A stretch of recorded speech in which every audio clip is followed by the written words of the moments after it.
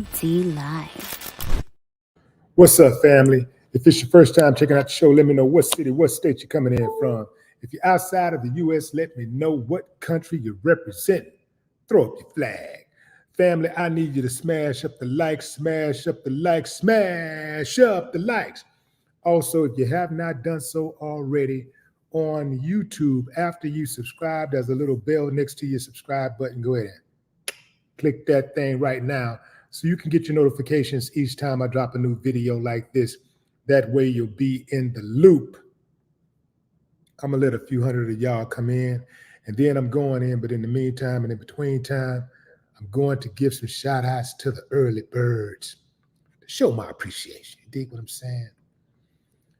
Yeah, fam, this is gonna be a heavy one. It's gonna be a heavy live. I ain't gonna hold you too long. That's how those pastors be talking. I ain't gonna hold you too long. I know y'all trying to get back to the house. Got them beans in the pot, hog maws, and you know how they be talking in Baptist churches. But anyway, fam, let's see who we got. Adrian, what's up, Adrian Kyle? Lakeisha Mitchell, what's up, Lakeisha? Miss Jazzy is in the building. What's up, Miss Jazzy? Y'all show Miss Jazzy for some love, fam, for keeping the chat orderly. Chris H. What up, Chris? Manny D in the building. Manny D. What up, Manny D? Okay, fam, I'm going in.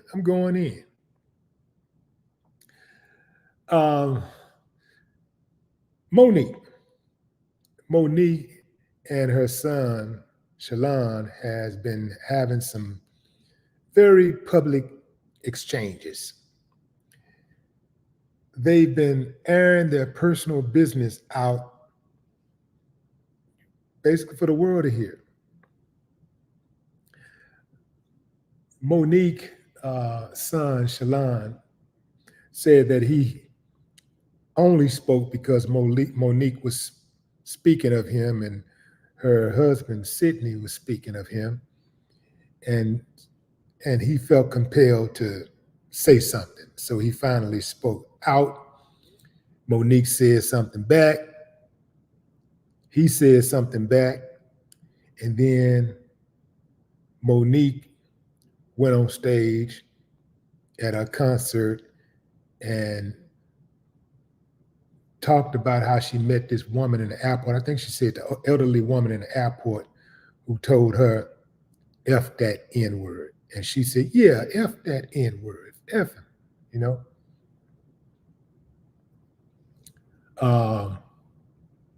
Yeah. So here's what I see, fam. There's an old saying, when the family feuds, no one wins. This, the way this is playing out, I've seen this play out a few times online, over the internet, on social media, with other families. And family is heartbreaking because we know deep, deep, deep down in there somewhere, there is a desire to patch it up. There is a lot of pain. There's a lot of love. There's a lot of arrogance. And that's the part you got to get past. Now, a lot of people are saying that, well, you know, Monique is wrong and she did this or she did that. And her son is just speaking his truth. Then you got those who say, no, the son, a grown man, the woman did everything she could for him. She done helped him out and, gave him money, gave him assistance. And this dude just seems like a spoiled brat. You know, he seems like a dude that's entitled. Maybe not necessarily a spoiled brat, but he seems entitled. And when Monique gets old, she gonna need somebody to take care of her and this, that, and the third.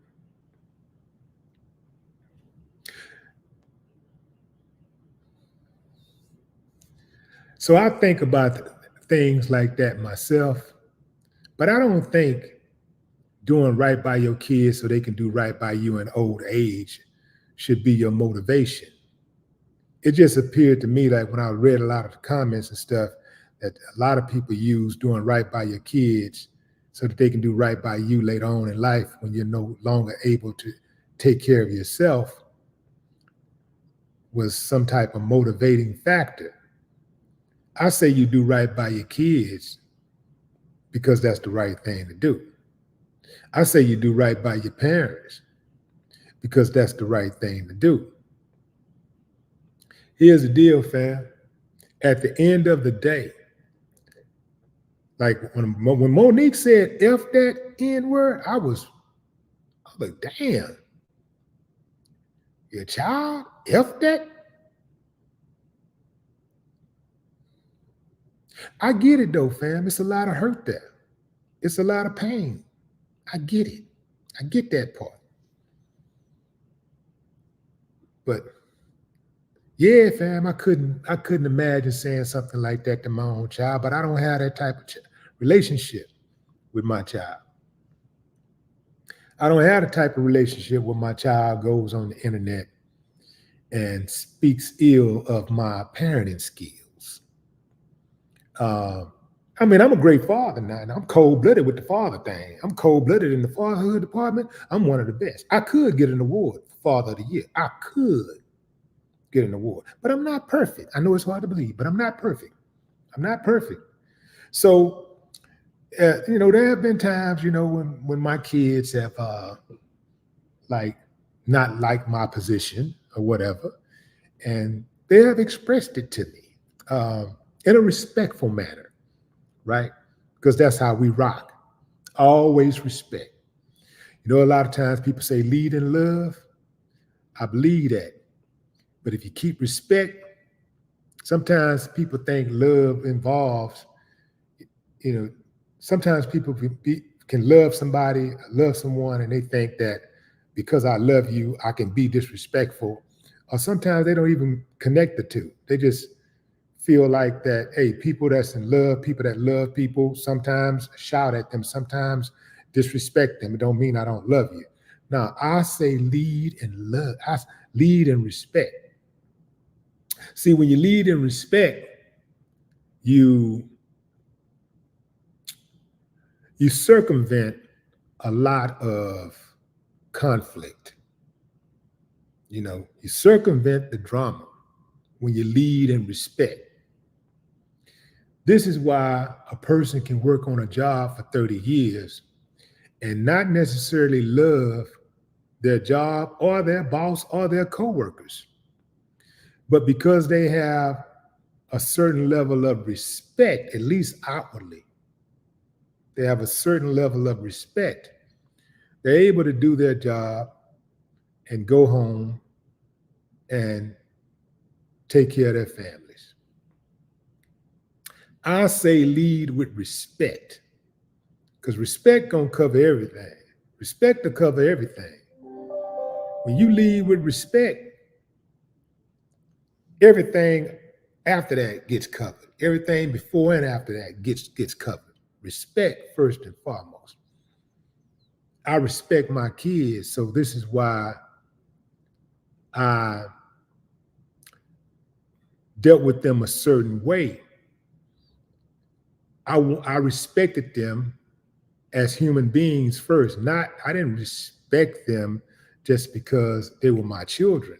I respected them because they were human beings. When I was growing up, that was a commercial called Kids Are People Too. I don't mind telling my age. Some of you out there know that commercial. That commercial was, I think that commercial was from the 70s or something. It was a simple commercial, like 70s, maybe early 80s. Very simple commercial. What it was talking about is how kids have feelings.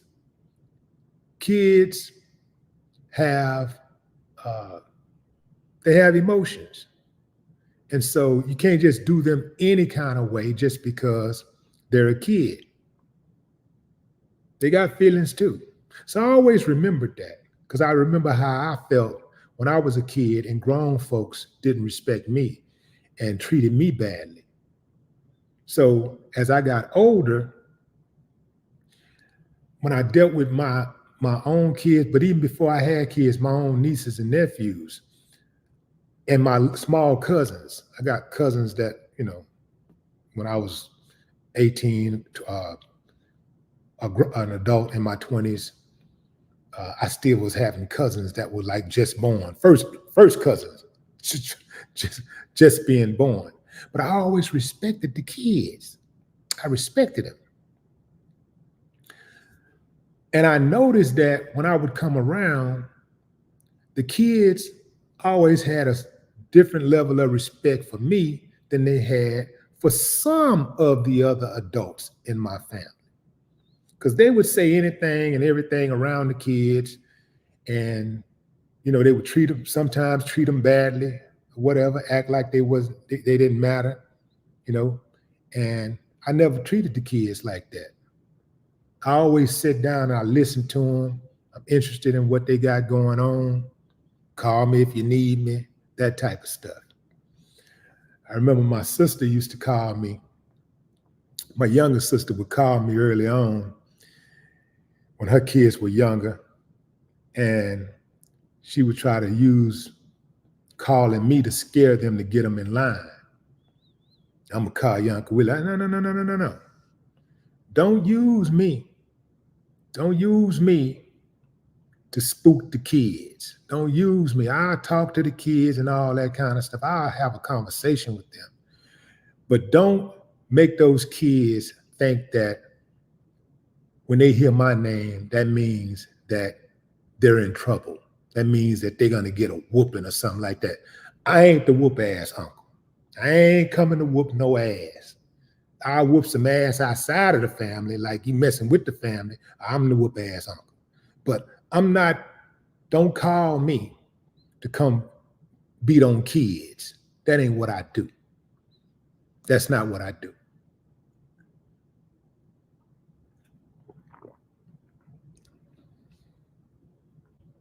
These kids are going to run the world whether you like it or not.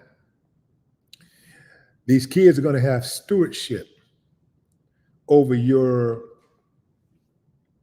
life, over your finances, over your estate, in most cases, whether you like it or not.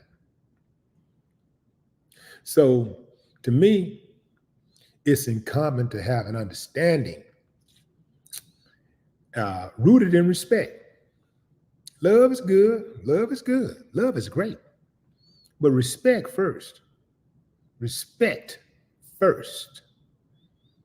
See, because even when you're in it, no matter what kind of relationship you're in, romantic relationship, intimate relationship, business relationship, platonic, monogamous, whatever, it's going to be rooted in respect, because you can love somebody and end up falling out with them because you don't respect them. But very seldom do you have a mutual respect for someone and you fall out. When there's a mutual respect, a relationship could go on for decades. Some of you have friends that you've been friends with for a very long time. I would dare say that relationship is rooted in respect. That's why y'all still friends. You understand them, they understand you. You know, there's buttons that you could push that that would affect them in a negative way and would affect the relationship in a negative way. So you don't push those buttons because you value that friendship, right? So you don't push those buttons. I learned early on in my career as a father that I would not say things that would haunt my children. My mom said some things that haunted me. And so I never forgot those things. You can have a situation with your children where you do all the right things and your kid still can come out bad. Your kid can still come out disrespectful. Your kid could be, I mean, you could still end up in a nursery home. You can do all the right things with a kid and you'll still end up in a nursing home. Because some kids just ain't about nothing. Some of them are not about anything. They don't care about anything but themselves. Very, very selfish.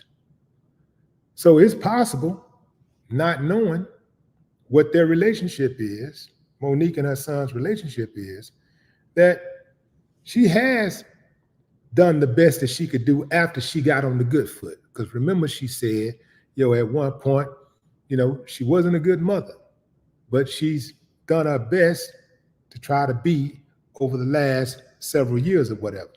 For whatever reason, it ain't working out with her son. So I do believe that at some point, no matter how your parents treat you, or treated you, you got to be held accountable for your own actions. You got to be held accountable for yourself, your part of the deal, right? You can't hold on to that. And I don't know if the kid is holding on to that. I don't think the youngster, he didn't appear to be really holding on to that. It didn't look like he appeared to be holding on to it. Seemed like a lot of what he was saying, it was in response to what he thought about his mom's actions, whatever he thought about, I don't know. But he just seemed to be like, from the outside looking in, it seemed like he rapped pretty tight from the outside looking in. But there's two sides to every story, so we don't know. But I get back to making statements that you'll probably regret down the line. I made it a point to go out of my way to make sure I didn't say things that was too critical of my kids. Not doing that. I don't do soft parenting. Let's get that straight. But sometimes you can be too aggressive, too firm, too abrasive in your language toward your child. And certain times you can say things out of anger. And when you say certain things out of anger and it's harmful, it's hurtful, you can't take it back. No matter what you say after that, you can't take it back. So my thing is, rather than saying something hurtful to my child, I just make sure I don't say that. So I ain't got to deal with that. I ain't got to worry about being forgiven. I don't have to worry about being forgiven because I never said anything like that to start with. I think that's one of the best things that you can do, really, to avoid apologizing or avoid regrets with your children. It's just do right by them out of the gate. Just do right by them, and then you don't give them that ammunition because people accept pain in different ways. People process pain in different ways. And some people can get over stuff like that and also forgive just like that. Other people, they harbor that resentment forever. And to some of us who can get over stuff fast like that, we go like, man, damn, that's your daddy. Man, that's your son, that's your daughter, that's your mama. Come on, man, that's your brother. That's your sister. Come on, man. Y'all got to get that right. But some people, the way they're wired, they don't get through it as fast. They don't forgive as easily. So, it's important also to understand the type of person that you're dealing with. People grow at different rates. People forgive at different times. And then there are some people who never forgive. I'm one of those people who, depending on what you do, I can hold a grudge. I ain't got no problem holding a grudge, depending on what you do, Now, in general, I can get over something if there's a sincere apology, there's a sincere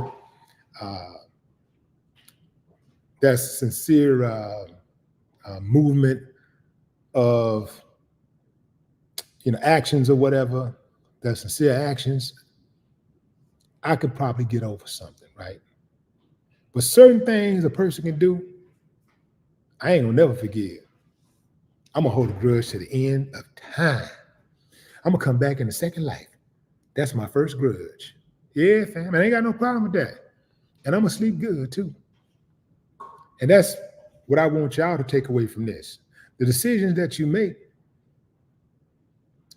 just make sure that you can live with it and sleep good.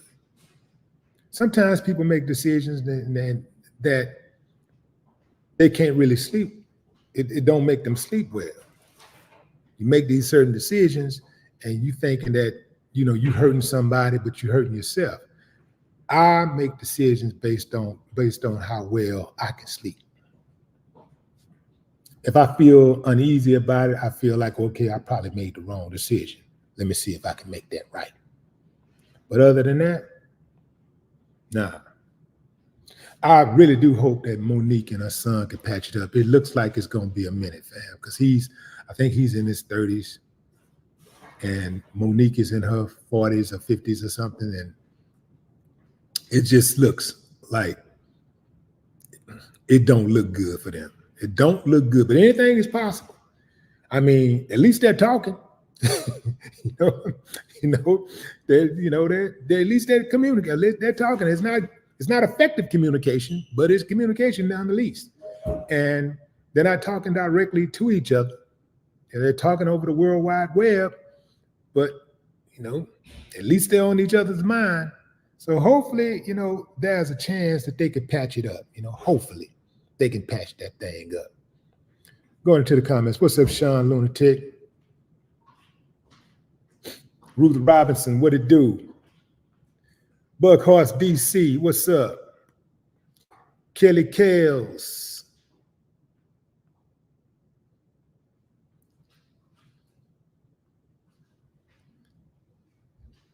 Caffeine and Green. Here's the trip part about it too, fam, about Monique and her son. Both of them are likable to me. I like both of them. I like that fire that Monique has in her, that rebellion. I love that, man. I love it. That going up against the system, the man, I love it. And I love her son's, character of standing on what he believed in. Also, you can tell he got that from his mama. He's very articulate, just like his mama. He got that. If he ain't get nothing else from Monique, he got that from her. He's very good with those words. I can see why he decided to go into the comedy field. Yeah, because he's pretty good. He can put those words, he can piece those words together like Floyd Mayweather in the boxing ring. He can piece those words together. So, yeah, I hope that things work out for him. I really do. I really do.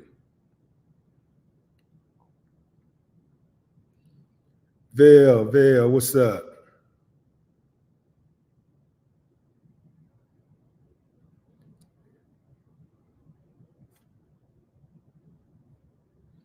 Who is that? Will 23.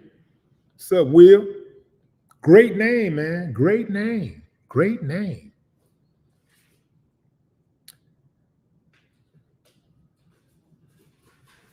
Miss Kawami? Anna Acura. What's up, Anna? Timothy, Lafayette, Louisiana in the building. What's up? Straight out the flats. You dig? All right, fam. That's my time. I appreciate y'all joining the live.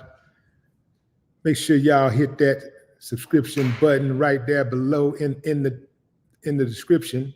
Make sure you hit that subscription for the Willie D Live podcast so you can catch it on the go. You dig what I'm saying? Catch the audio on the go. You dig what I'm saying? Apple, Spotify, Google, or wherever you get your podcast. I got a very interesting interview coming up tomorrow. That's dropping tomorrow with Aries Spears. And y'all know how Aries get down. So look for that tomorrow, fam. Should be some type of a promo clip out today. As I said, 2024, we're going to wave the banner, baby. Coming out smoking on all cylinders. All right, fam. Till next time. No more talk.